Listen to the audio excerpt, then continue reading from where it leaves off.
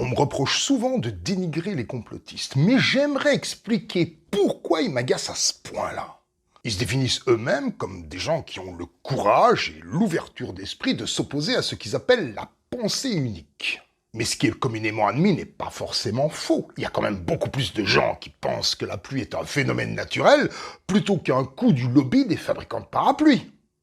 Le 13 juillet, Trump a frôlé la mort dans une fusillade qui lui a juste blessé une oreille. Certains prétendent qu'il s'agissait juste d'une mise en scène destinée à renforcer son culte de la personnalité pour faciliter son élection.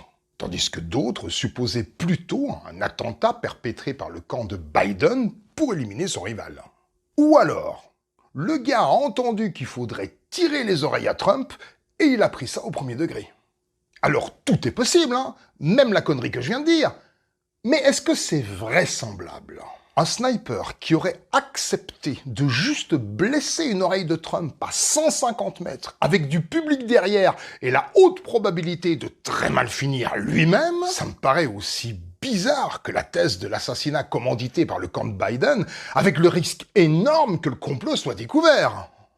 Est-ce que j'ai le droit de penser ça sans me faire traiter de mouton lobotomisé par le système ou c'est comment ?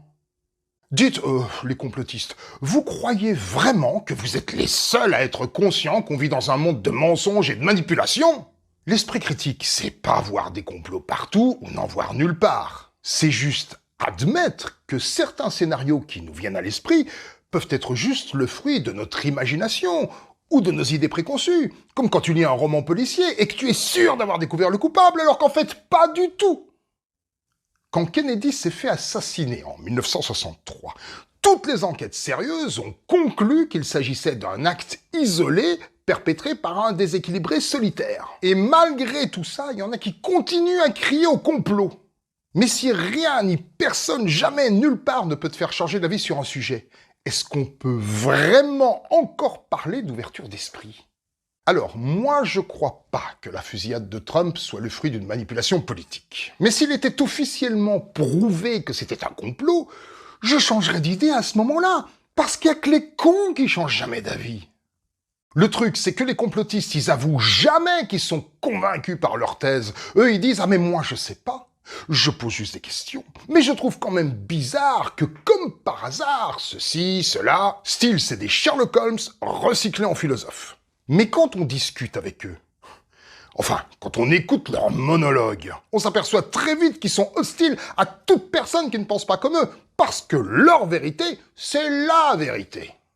Je pense que le vrai doute, ou la vraie certitude, ça se gueule pas sur les toits, parce que c'est notre cuisine interne.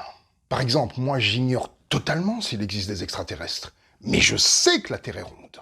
Pour ces deux sujets, moi j'ai rien à dire, je veux convaincre personne, moi je m'en balèque. Quand on démène son énergie à répéter en majuscule que l'homme n'a jamais marché sur la Lune, ou que les vaccins c'est de la merde, c'est juste un besoin irrépressible de rallier les opinions à notre cause comme si notre vie en dépendait. Et c'est précisément ça qui me casse les couilles chez les complotistes. C'est qu'ils se comportent comme des militants politiques racoleurs dont la mission serait de répandre la bonne parole pour redresser le monde à leur image.